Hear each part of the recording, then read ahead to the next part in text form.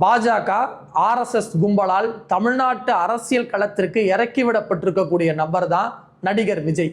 மேம்போக்கா பார்த்தா பட்டர் தடவன மாதிரி பிஜேபி எதிர்ப்பை குறித்து விஜய் பேசுறாரு. ஆனா பிஜேபி என்னவெல்லாம் செய்ய நினைக்குதோ அதை தமிழ்நாட்டு களத்தில் செய்வதற்காக இறக்கிவிடப்பட்டிருக்கக்கூடிய நபர்.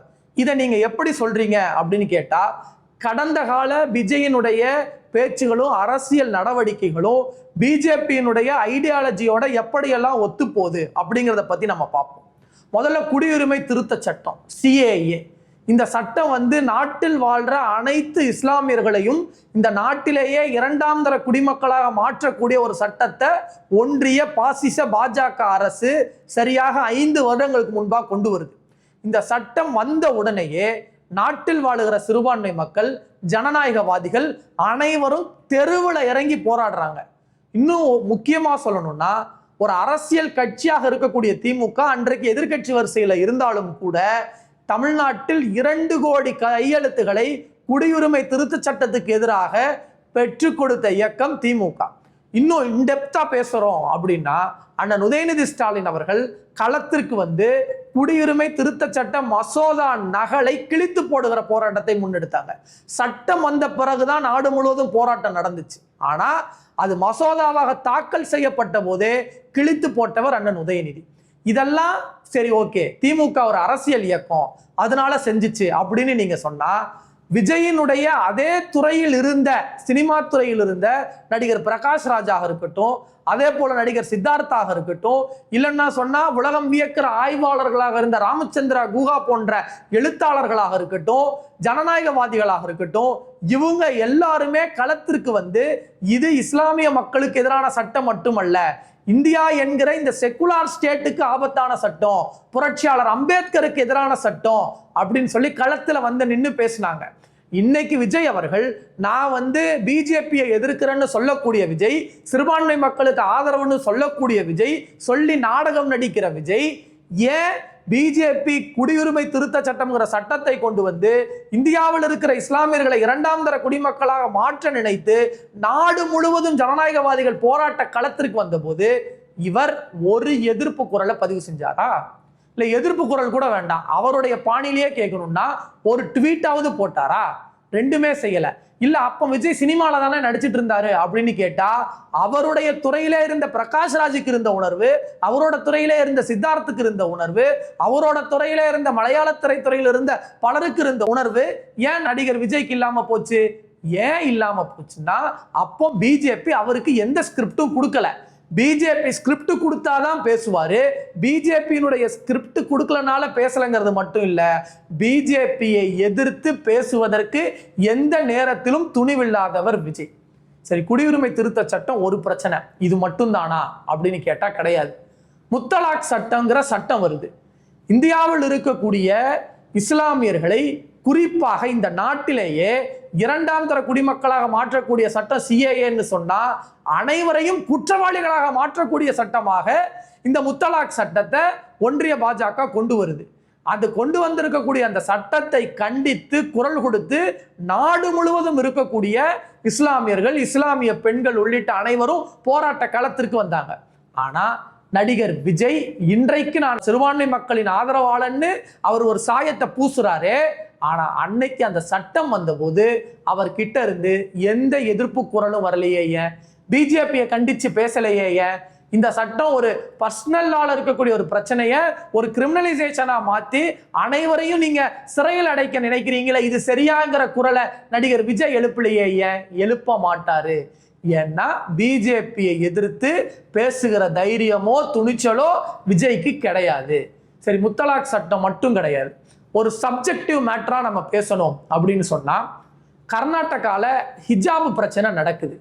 ஒரு குறிப்பிட்ட ஆடையை ஒரு குறிப்பிட்ட சமுதாயத்தில் இருக்கக்கூடியவர்கள் அணியக்கூடாதுன்னு சொல்லி சங்கி கூட்டம் மொத்தமும் ஒன்று திரண்டு அவர்களுடைய கல்வி உரிமையே பாதிக்கக்கூடிய வகையில கல்வி நிலையங்கள்ல நீங்க இதை போடக்கூடாதுங்கிற அளவிற்கு ஒரு போராட்டத்தை முன்னெடுக்கிறாங்க. அப்போ திமுக என்கிற அரசியல் கட்சி அரசியலை கடந்து ஒரு சமுதாய உணர்வுள்ள அனைவரும் இணைந்து வாழ வேண்டும், ஏற்றத்தாழ்வு இருக்கக்கூடாது, புரட்சியாளர் அம்பேத்கர் கொடுத்திருக்கக்கூடிய அரசியலமைப்பு சட்டம் பாதுகாக்கப்பட வேண்டும் என்கிற நோக்கில் திமுகவினுடைய நாடாளுமன்ற உறுப்பினர் மட்டும்தான் பெண்கள் எந்த ஆடையை எந்த சமூகத்தை சார்ந்தவர்களாக இருந்தாலும் அவர்கள் அந்த ஆடையை உடுத்திக் கொள்வதற்கான உரிமை அவர்களுடையது.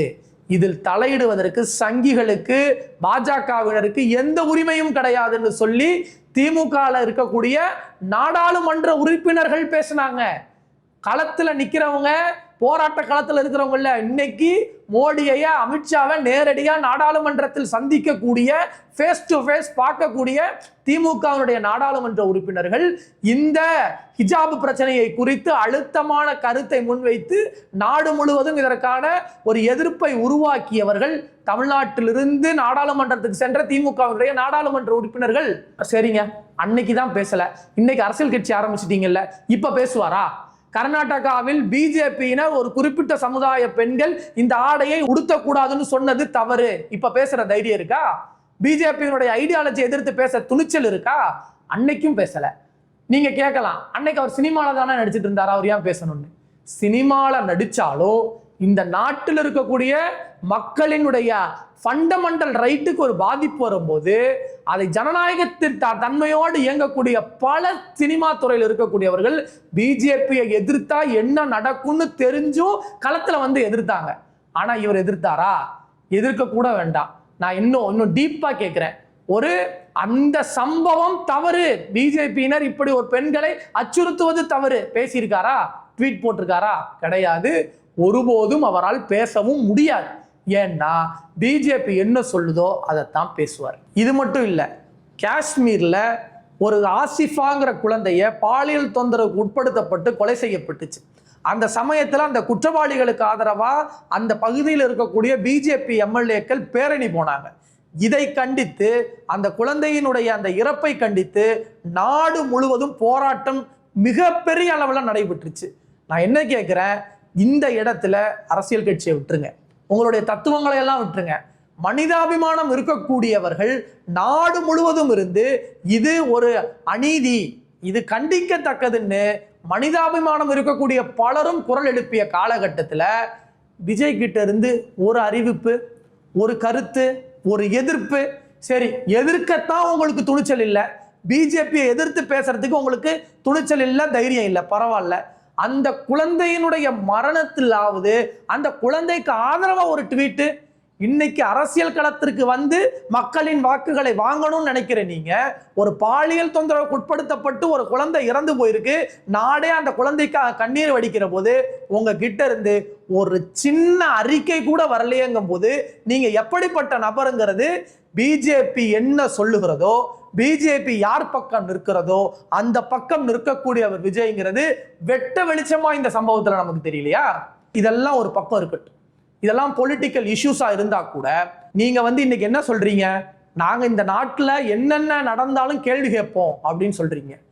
குறிப்பா தேவாலயத்தினுடைய பாதிரியாராக இருந்து ஒடுக்கப்பட்ட விளிம்பு நிலை மக்களுக்காக போராடி அந்த மக்களுக்காக பல வழக்குகளை பெற்றவர் தமிழ்நாட்டை சார்ந்திருக்கக்கூடிய ஃபாதர் ஸ்டான் சுவாமி.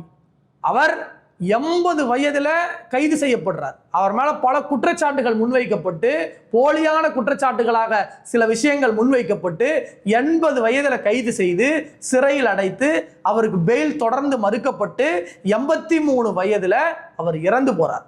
83 வயதில் பாதிரியார் ஸ்டான் சுவாமி இறந்து போறாரு. அவர் ஒரு தலித் ஆக்டிவிஸ்ட். அவர் இந்த நாட்டில் இருக்கக்கூடிய அனைத்து தரப்பு மக்களுக்காகவும் பேசியவர். அந்த பாதிரியார் ஸ்டான் சுவாமியினுடைய இறப்பின் போது நீங்கள் என்ன செய்து கொண்டிருந்தீர்கள்? அவருடைய இறப்பிற்கு ஒரு இரங்கல் தீர்மானம் போட்டிருக்கிறீங்களா? அவருடைய இரங்கலை குறித்து பேசியிருக்கிறீங்களா? அதற்கான காரணமானவர்கள் யார் என்று நீங்க ஏதாவது ஒரு இடத்துல அதை கோடிட்டு காமிச்சு பேசியிருக்கீங்களா? பேச மாட்டீங்க. பேசுறதுக்கான துணிச்சல் உங்களுக்கு கிடையாது. ஏன்னா ஒரு விஷயத்த விஜய் சார்ந்து பேசக்கூடியவர்கள் புரிந்து கொள்ளணும் அப்படின்னு சொன்னா, தமிழ்நாடு மட்டுமல்ல இந்தியாவில் பிஜேபி செய்யக்கூடிய அரசியலை எதிர்க்கக்கூடியவர்கள் வேணா இருக்கலாம், ஆனா பிஜேபியினுடைய கொள்கையை, தத்துவத்தை நேரடியாக ஆர்எஸ்எஸ்ங்கிற ஐடியாலஜியை எதிர்த்து நின்று பேசுகிற துணிச்சல் திமுகங்கிற கட்சிக்கு மட்டும்தான் இருக்கு. அதனாலதான் அண்ணன் உதயநிதி ஸ்டாலின் மேல இந்தியா முழுவதும் வழக்கு போட்டாங்க. இந்த நாட்டில் ஏற்றத்தாழ்வுகள் இருக்கக்கூடாதுன்னு பேசின ஒற்றை காரணத்திற்காக இந்தியா முழுவதும் பிஜேபியினர் போய் வழக்கு போட்ட அண்ணன் உதயநிதி ஸ்டாலினும் திமுகவும் பிஜேபியை எதிர்தளத்தில் நின்று எதிர்க்குதா, இல்ல இன்னைக்கு நீங்க சொல்லக்கூடிய நாடகம் நடத்திட்டு இருக்கிற நீங்க பிஜேபிக்கான எதிரியா? இந்த ஒப்பீடே சரியா இருக்காது. ஏன்னா திமுகவுக்கு இணையாக உங்களை ஒப்பிட முடியாது. ஆனா நீங்க செய்யக்கூடியது நாடகம்ங்கிற விளக்கணுங்கிறதுக்காக நான் அதை சொல்றேன். அடுத்து என்ன, இதெல்லாம் விட்டுட்டு நான் உங்க கட்சிக்கு வரேன். பிஜேபி தான் தாவேகாவை இயக்குகிறது. இன்னும் ஸ்ட்ராங்கா சொல்லணும்னா ஆர்எஸ்எஸ் தான் தாவேகாவை இயக்குகிறது. எப்படி? போற போக்குல சொல்ல முடியுமா? இன்னைக்கு தமிழக வெற்றி கழகம் சொல்லக்கூடிய விஜய் கட்சியினுடைய இணை பொதுச் செயலாளராக இருக்கக்கூடியவர் யாருன்னா சிடிஆர் நிர்மல்குமார். இவர் யாரு? இவர் தான் தாவேகால இருக்கக்கூடிய விஜய்க்கு அடுத்த பொசிஷன்ல இருக்கிறவர். இவர் தான் ஐடி விங்க அங்க கண்காணிக்கிறாராம். அந்த தொண்டர்கள் என்ன பேசணும், அந்த தலைவர்கள்ட்ட இருந்து என்ன கருத்து வருதுங்க தொண்டர்கள்ட்ட போய் சொல்றதும், அதன் வழியா அவங்க கிட்ட இருந்து நியூஸை ஸ்ப்ரெட் பண்றது, நரேட்டிவ் செட் பண்றதுன்னு பல வேலைகளை இன்றைக்கு செய்யக்கூடியவர் தாவேகாவில் யாருன்னா சிடிஆர் நிர்மல்குமார். அந்த சிடிஆர் நிர்மல்குமாரனுடைய பேக்ரவுண்ட் என்ன? அவர் கோர் ஆர்எஸ்எஸ்ல இருந்து வந்தவர். இதை நம்ம சொல்லல, அவரே ஆர்எஸ்எஸ்ஸில் கலந்து கொண்ட உடையோடு நேரடியா வந்து நின்று போட்டோக்கள் இன்றைக்கும் சமூக வலைதளத்தில் இருக்கு. ஆர்எஸ்எஸ்ங்கிறது எப்படிப்பட்டது? எந்த இடத்தில் வேண்டுமானாலும் ஊடுருவி தன்மையப்படுத்தி அவர்களுடைய மதவாத சிந்தனைகளை விதைக்கக்கூடிய ஒரு அமைப்பு. இந்தியாவில் 3 முறை தடை செய்யப்பட்ட ஒரு அமைப்பு. அந்த அமைப்புல இருந்து வந்தவர் சிடிஆர் நிர்மல்குமார். ஆர்எஸ்எஸ்ஸினுடைய கோர் பேக்ரவுண்ட்ல இருந்து வந்தவர் தான் இன்னைக்கு விஜயை இயக்கக்கூடிய தமிழக வெற்றி கழகத்தினுடைய இணை பொதுச் செயலாளராக இருக்கார். இப்போ சொல்லுங்க, ஆர்எஸ்எஸ்க்கும் பிஜேபிக்கும் தாவேகாக்கும் தொடர்பே இல்லையா? சரி, அதை விடுங்க. ஐஆர்எஸ் ஆபீசர் விஜய் கட்சியினுடைய கொள்கை பரப்பு செயலாளராக இருக்காரு. அவர் யாருன்னா அருண்ராஜ். அவர் எப்படிப்பட்டவர் அப்படின்னா, இன்னைக்கு நான் ஒரு சினாரியோவை உங்களுக்கு சொல்றேன். எவ்வளவோ ஐஏஎஸ் ஆபீசர், ஐஏஆர்எஸ் ஆபீசர்கள் இன்னைக்கு கூட நாட்டில் நாங்கள் ரிசைன் ஆகிறோம்னு எழுதி கொடுத்துட்டு ஒன்றிய அரசு கிட்ட இருந்து ஒப்புதல் வராம வெயிட் பண்ணிட்டு இருக்கிறாங்க. ஆனா இவர் இடியில ஒர்க் பண்ணியிருக்கிறாரு. இடி தான் இன்னைக்கு பிஜேபியினுடைய மிகப்பெரிய ஆயுதமாக இருந்து ஒன்றிய அரசின் சார்பாக எதிர்கட்சிகளை முடக்குவதற்கான மிக முக்கியமான ஆயுதமாக பார்க்கப்படுறது இடி. அந்த இடியில ஒர்க் பண்ணவர் இந்த அருண்ராஜ். அது மட்டும் இல்லை, அருண்ராஜ் போய் ஒரு ரிசைனிங் லெட்டர் கொடுக்குறாருன்னா பல ஐஏஎஸ் ஆபீசர்களால இன்னைக்கும் 8 வருஷம் 10 வருஷம் அவங்க கொடுத்த ரிசைனிங் லெட்டர் அக்செப்டன்ஸ் ஆகாம வெயிட் பண்ணிட்டு இருக்கிறாங்க. அக்செப்டன்ஸ் ஆகணும்னா அதுக்கு ஒன்றிய அரசு ஒப்புதல் கொடுக்கணும். அதற்கு பிறகுதான் அந்த ரிசைனிங் லெட்டர் அக்செப்டன்ஸ் ஆகும். அப்புறம் தான் அவங்க ரிலீவ் ஆக முடியும். இது ப்ரொசீஜர். ஆனா அருண்ராஜுக்கு மட்டும் ரிசைனிங் லெட்டர் கொடுத்து சொற்ப நாட்கள்லயே அவருக்கான அக்செப்டன்ஸ் கிடைக்குது. உடனே வெளியே வராரு. வெளியே வந்த உடனேயே விஜய் கட்சியில இணைகிறார். இன்னைக்கு ஒன்றியத்தில் ஆட்சி செய்யக்கூடியது யாரு? பாஜக. பாஜகவை இயக்குவது ஆர்எஸ்எஸ். பாஜக ஆட்சியில அருண்ராஜுக்கு உடனடியா ரிலீவிங் லெட்டர் எப்படி கிடைக்கும்? உடனடியாக அவரோட ரெசிக்னேஷன் மட்டும் எப்படி அக்செப்டன்ஸ் ஆகுது? வெளியே வந்த உடனே அவர் எப்படி தாவேகால இணைஞ்சாருன்னா இதுல இருந்து நமக்கு தெரிஞ்சுக்கோ பிஜேபியை யார் இயக்குவதுன்னு. நீங்க அருண்ராஜ் விஷயத்த பேசும்போது ஒன்ன புரிஞ்சுக்கங்க. ஐபிஎஸ் பிராண்ட் பண்ணி ஆட்டுக்குட்டி வளர்க்க வந்தவர்னு சொன்ன அண்ணாமலை தான் பிஜேபியால் நேரடியாக களத்தில் இறக்கி விடப்பட்டவர். அதன் வழியாக தொடர்ச்சியாக நீட்சியாகத்தான் இன்னைக்கு ஐஆர்எஸ் சொல்லி அருண்ராஜோட ரிலீவிங் அக்செப்டன்ஸை மட்டும் உடனே செஞ்சு இன்னைக்கு தாவேகால வந்து இணைஞ்சிருக்கிறாருன்னா நீங்க சிடிஆர் நிர்மல்குமாரும் அருண்ராஜும் யாருன்னு நம்ம தெரிஞ்சுக்கணும். இவங்களை எல்லாத்த விட ஆதவ் அர்ஜுனான்னு ஒருத்தர் இருக்கார். அவர் யாரு அப்படிங்கிறத நம்ம பார்க்கணும். பல இடங்கள்ல ஊடுருவி பார்த்தார். ஆனா அங்க எதுவுமே நடக்கலைங்கும் போது இன்னைக்கு தாவேகால போய் இணைஞ்சிருக்கிறார். தாவேகால இணைஞ்சுக்கிட்டு சமீப காலத்துல ஒரு முக்கியமாக யூடியூப்ல இல்ல சமூக வலைதளத்துல பேசக்கூடிய ஒருத்தர் சொல்றாரு, ஆதவ் அர்ஜுனா எங்க கிட்ட வந்து அதிமுகவை பலப்படுத்தணும்னு பேசினாரு அப்படின்னு சொல்றாங்க. அதிமுகவும் பாஜகவும் இணைஞ்சிருக்கிற போது அதிமுகவை பலப்படுத்தணும்னு ஆதவ அர்ஜுனா பேசுறாருன்னா ஆதவ அர்ஜுனாவினுடைய நோக்கம் என்ன? அதிமுகவை பலப்படுத்துவது என்பது பிஜேபியை பலப்படுத்துவதாகதா? அப்போ ஆதவ அர்ஜுனாங்கிறவரு அதிமுகவை பலப்படுத்தணுங்கிற சிந்தனை ஓட்டத்திலிருந்து வெளியே வராருன்னு சொன்னா அவருடைய நோக்கம் என்பது பாஜகவை வலிமைப்படுத்துறது. அப்போ இணை பொதுச் செயலாளர் CTR Nirmalkumar RSS background, IRS officer Arunraj உடனடியா ஒன்றிய அரசுல ரிலீவிங் லெட்டர் கிடைக்குது ஆதவ அர்ஜுனா என்று இன்றைக்கு விஜயை சுத்தி விஜயை வழிநடத்தக்கூடியவர்கள் யாருன்னு பாத்தீங்கன்னா அனைவரும் பிஜேபியால் நேரடியாக இறக்கி விடப்பட்டவர்கள். அவங்க உங்க கூட இவங்கெல்லாம் நிப்பாங்க, நீங்க இவங்க வழியில பயணிங்க அப்படிங்கிறது. இன்னும் சொல்றேன், இந்த தாக்கம் இவங்க விதைச்சிட்டு வரக்கூடிய பிஜேபி RSS தாக்கம் இன்னைக்கு எங்க தெரியுமா வந்து நிக்குது? டிவி டிபேட்ஸ்ல பிரவீன் காந்தி அப்படிங்கிற ஒரு இயக்குனர், இதுக்கு முன்னாடி ஆன்மீக அரசியலுக்கு ஆதரவா பேசிட்டு இருந்தவர் இப்ப விஜயினுடைய அரசியலுக்கு ஆதரவா பேசுறார். அவரு இந்த நாடு இந்து நாடு பேசுறார். எந்த டேக்ல உட்கார்ந்து பேசுறாரு? விஜயினுடைய ஒரு ஆதரவாளருங்கிற டேக்ல உட்கார்ந்து பேசுறாரு. இந்தியா இஸ் a செகுலர் ஸ்டேட்ங்கிற சண்டை இங்க நடந்துட்டு இருக்கு. புரட்சியாளர் அம்பேத்கரை கையில் காட்டி இருக்கக்கூடிய யாராக இருந்தாலும் இந்தியா என்பது ஒரு அரசியல் படுத்தப்பட்ட யாராக இருந்தாலும் இந்தியா என்பது ஒரு செகுலர் ஸ்டேட்ங்கிற கருத்தை பேசக்கூடியவங்களா இருப்பாங்க. இந்தியா என்பது செகுலர் ஸ்டேட் தான். ஆனா பிஜேபியும் RSS மட்டும்தான் இதை ஒரு மதத்திற்குரிய நாடாக மாற்ற நினைக்கிற போது ஒரு மதத்திற்குரிய நாடுதான் இந்தியான்னு விஜயின் ஆதரவாளர் இன்னைக்கு நேரடியா டிவி டிபேட்ல உட்கார்ந்து பேச ஆரம்பிக்கிறாங்க. மேல இணை பொதுச் செயலாளர்ல தொடங்கி அவர்களினுடைய அந்த இன்ஜெக்ஷன் எங்க வந்து நிக்குதுன்னா இன்னைக்கு கருத்துருவாக்க தளத்துக்கு வந்து நின்றுச்சு. அப்போ நீங்க தொடர்ந்து பாருங்க, விஜய் பிஜேபி கொண்டு வரக்கூடிய எந்தவித அரசியல் சித்தாந்தங்களுக்கு எதிராகவும் பேச மாட்டார். சும்மா பட்டர் தடவன மாதிரி பிஜேபி எதிர்ப்புன்னு பேசுவார். அடுத்து அவர்களோடு இயங்கக்கூடியவர்கள் இணைந்து பயணிக்கக்கூடியவர்கள் அனைவரும் பிஜேபி இல்ல கோர் RSS பேக்ரவுண்ட்ல இருந்து வந்தவங்களா இருக்கிறாங்க. இன்றைக்கு அர்ஜுன் சம்பத்தும் ராஜாவும் பேசுவதற்கு பயப்படக்கூடிய விஷயங்களை நேரடியா தொலைக்காட்சியில உட்கார்ந்து விஜய் ஆதரவாளர்னு பேசக்கூடிய அளவுக்கு இவர்கள் இந்தியாவை ஒரு மதத்திற்குரிய நாடுன்னு சொல்லக்கூடிய இடத்திற்கு வந்திருக்கிறாங்கன்னு சொன்னா இதுதான் விஜய்க்கும் விஜயோடு இயங்கக்கூடியவர்களுக்கும் இருக்கக்கூடிய RSS பேக்ரவுண்டுக்கான தொடர்பு. இதெல்லாம் விட நான் ரொம்ப டைல்யூட்டட் ஃபார்மேட்ல ஒரு கேள்வியை முன்வைக்கிறேன். விஜய் திரைப்படங்கள் நடிக்கிற போது இஸ்லாமியர்களுக்கு எதிராக இந்த நாட்டில் வாழுகிற சிறுபான்மை சமூகங்களுக்கு எதிராக அவர் வைத்திருக்கக்கூடிய கருத்துருவாக்கம் எவ்வளவு பெரிய பாதிப்புகளை ஏற்படுத்தி இருக்கு. இதை கேட்டா நாங்க சினிமாவில் நடிக்கும் போது இருந்த புரிதல் வேற அப்படின்னு சொல்லி அவர்கள் சொல்லுவதற்கு வாய்ப்பு இருக்கு. ஆனா நாகப்பட்டினத்துல விஜய் பேசும்போது 14 வருஷத்துக்கு முன்னாடியே நான் வந்து இங்க போராட்டத்துக்கு வந்தேன்னு ஏதோ ஒரு கதை விடுறாரு.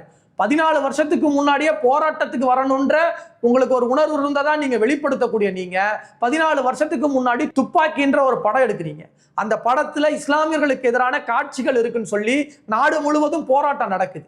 அந்த போராட்டத்தின் விளைவா இஸ்லாமிய தலைவர்களும் அன்னைக்கு இருக்கக்கூடிய விஜயினுடைய அப்பா SAC அந்த படத்தினுடைய ப்ரொடியூசர் டைரக்டர் எல்லாம் உட்கார்ந்து பேசி ஒரு பிரஸ் மீட்ல இந்த படம் ரிலீஜியஸ் சென்டிமெண்ட்டை ஹர்ட் பண்ணிருந்துச்சுன்னா அதுக்கு நாங்க மன்னிப்பு கேட்கிறோம்னு பேசினாங்க.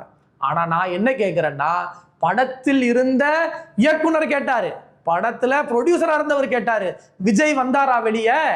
விஜய் வரல, உங்களை ஒன்று பாதிச்சிருச்சு அப்படின்னு ஒத்துக்கிட்டு வந்து மன்னிப்பு கூட கேட்கல. நம்ம மன்னிப்பை ஒரு பக்கம் வைப்போம். இதன் விளைவு என்ன? இன்னைக்கு வந்து நான் அனைத்து சமூகத்தின் மக்களினுடைய வாக்குகளை வாங்கணும், குறிப்பா பிஜேபியினுடைய அஜெண்டா படி சிறுபான்மை சமூகங்களின் வாக்குகளை வாங்கணும் நினைக்கக்கூடிய விஜய் திரைப்படத்துல அந்த சமூகத்தை ஒரு பயங்கரவாதிகளா நம்ம காட்டுனா அது எப்படிப்பட்ட தாக்கத்தை ஏற்படுத்துங்கிற புரிதல் இல்லாமையா இருந்தாரு? இல்ல அன்னைக்கு வந்து பிஜேபி அவருக்கு அந்த ஸ்கிரிப்டை தான் கொடுத்துச்சா? இப்ப நீ இந்த படத்தை எடுங்கிற ஸ்கிரிப்டை கொடுத்துச்சாங்கிற கேள்வி நமக்கு இன்னைக்கு வருது இல்ல? எப்படி வருது அப்படின்னு சொன்னா படத்துல இருந்த காட்சிகள் தவறுன்னு இயக்குனரும் அவங்க அப்பாவும் உட்கார்ந்து பிரஸ் மீட்ல நேரடியா கொடுத்தாங்க. இன்னும் சொல்லணும்னா விஜயனுடைய தந்தையார் அந்த பிரஸ் மீட்ல பேசும்போது விஜய் அடுத்த படங்களில் ஒரு இஸ்லாமிய தோழனாக நடித்து இதை சரி கட்டுவார்னு சொன்னாரு. இன்னைக்கு வரைக்கும் நடிச்சிருக்காரா? நடிக்க வேண்டாம். நீங்க அதை செய்ய வேண்டாம். ஆனா வாக்குறுதி கொடுக்கிற போது உங்களுக்கு தெரிஞ்சது இல்ல, நீங்க இதை ஒரு ரிலீஜியஸ் சென்டிமெண்ட்டை ஹர்ட் பண்ணிருக்கீங்கன்னு. இதை நம்ம வெறும் திரைப்படமாக பார்த்து கடந்து போக முடியாது. இன்னைக்கு இந்த நாட்டுல அந்த சமூகத்தின் மீது வைக்கப்படுகிற பல அவதூறுகளுக்கு மைய பிறப்பிடம் எதுன்னா சினிமா துறை தான். சினிமாவில் அந்த சமூகத்தை தொடர்ந்து இப்படிப்பட்ட பயங்கரவாதிகளாக காட்டியதன் விளைவு அவங்க இன்னைக்கு நேரடியாவே அதை ஃபேஸ் பண்ணக்கூடிய கட்டாயத்துல இருக்கிறாங்க. அப்போ இன்னைக்கு நான் அந்த மக்களின் வாக்குகளை வாங்கணும்னு நினைக்கக்கூடிய இவர் துப்பாக்கிங்கிற படத்துல நேரடியாக இஸ்லாமியர்களை இந்த நாட்டுக்கு எதிரானவர்கள் போலவோ பயங்கரவாதிகள் போலவோ சித்தரிச்சு சீன் வச்சு அதை அந்த சீன்னால ஏற்பட்ட மிகப்பெரிய போராட்டத்தின் காரணமாகத்தான் அன்னைக்கு அவர் அதை வெளியேற்றினவர் இந்த நிமிடம் வரை அதை தப்புன்னு சொத்திருக்கிறாரா? இந்த நொடி வரை நான் அன்னைக்கு செஞ்சது தப்புன்னு சொல்லியிருக்கிறாரா? அந்த படத்தோட டைரக்டர் சொல்லிட்டார், அந்த படத்தோட ப்ரொடியூசர் சொல்லிட்டாரு, அவங்க அப்பா சொல்லிட்டாரு. இவரால் சொல்ல முடியலன்னா காரணம் பிஜேபி இவரை இன்னும் சொல்லுன்னு சொல்லல. அப்போ பிஜேபி என்ன சொல்லுதோ அதை அன்னைக்கு படமா எடுத்தாரு, பிஜேபி என்ன சொல்லுதோ அதை இன்னைக்கு வசனமா பேசுறாரு. சமீபத்துல வந்திருக்கக்கூடிய சக்தி திருமகன் அப்படிங்கிற படத்துல ஒரு டயலாக் வரும். என்னன்னா, நமக்கு ஒருத்தவங்க கூட சண்டைன்னா, நமக்கு ஒருத்தவங்க கூட பகன்னா நம்ம சண்டை செய்வோம், அவனுக்கு பகன்னா சதி செய்வான், அந்த அவன் தான் RSS. அவனுக்கு நம்ம கூட தமிழ்நாட்டில் சண்டை செஞ்சு திராவிட இயக்கத்தோட, பெரியாரோட, பேரறிஞர் அண்ணாவோட, திராவிட முன்னேற்ற கழகத்தோட, இன்னைக்கு நம்முடைய தமிழ்நாட்டினுடைய முதலமைச்சரோட சண்டை செஞ்சு நம்மளை வீழ்த்துவதற்கான வாய்ப்பே இல்லைன்னு தெரிஞ்சுக்கிட்டு இன்னைக்கு சதி செய்ய தொடங்கி இருக்கிறான். பிஜேபியின் சதியின் வெளிப்பாடு, RSS சதியின் வெளிப்பாடு தான் நடிகர் விஜய். புரிந்து செயல்படுவோம். நன்றி.